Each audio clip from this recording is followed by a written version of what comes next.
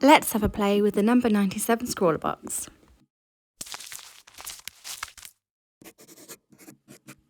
Inside this box was a full set of Frisk paint markers. So in this video we're going to dive into some of those Scrawlr tips as featured in this month's zine. And to get things started today, we're going to use a tip that the featured artist provided. Let's get into those supplies then. As I just mentioned, the first tip is from Brianna Smith and it was all about making thumbnails. Brianna is a big believer in creating thumbnails to build out early sketches, ideas and colour palettes. It helps to form your full thought process before preparing to paint your project. They don't have to be neat and tidy, so you can do them on scrap paper just like I am today. A thumbnail is such a simple yet super effective tip. Before even starting, I'm happy with my colours and composition, and I've ended up doing something a little bit different than I'd imagined in my head.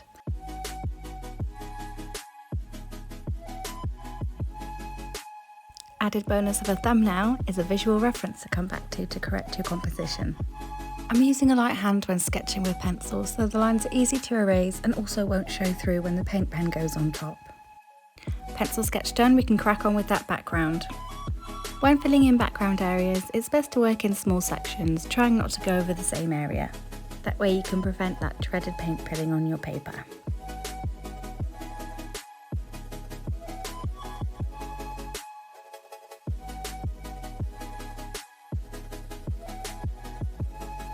Make sure you wait for each layer to dry before you add any other colours. I wanted to tidy up the edge, so I used a ruler, making sure to wipe clean between each go so I didn't stain it, especially as it wasn't mine to stain. Thank you, General Scrawlr.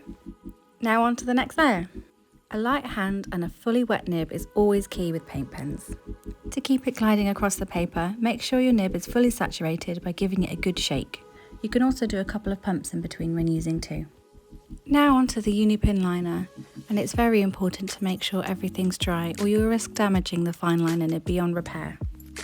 As you can see by now, I am drawing a little cat. I'm going to give it the impression of fur by using a broken line with my line work. Switching up the angle of the dashes as well just sort of helps give that visual appearance of fur without having to draw all of the fur. It also helps to keep those minimal lines going in the direction the fur would actually go, keep it a little bit realistic. I didn't plan on using the gold, but it's staring at me and it looks very shiny and pretty, so I've decided I'm going to use it for the cat eye colour. Swatching it out first just to see if it goes with the other colours, and I think it'll pass. I've gone for a wide-eyed, excited cat, sort of based on my kitten Billy and his first time seeing leaves in the garden. You know, when cats' eyes have that dilated pupil excitedness.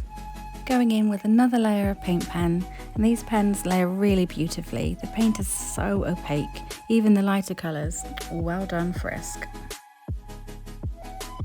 Got a little bit of a smudge there, so I'm going to cover that with a bit of the white. Should do nicely. Yep, covers real nice.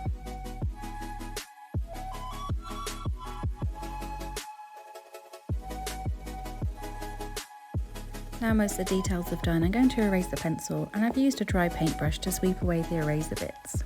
Adding a second layer of that black fineliner just to get that black nice and dark. Forgot to shake and pump that yellow before I used it, so you can really see how much of a difference that makes there. Adding in these marks for a bit of visual interest, and it was fun. Finishing off the eyes with a bit of white, and I only needed one dab as it's so opaque.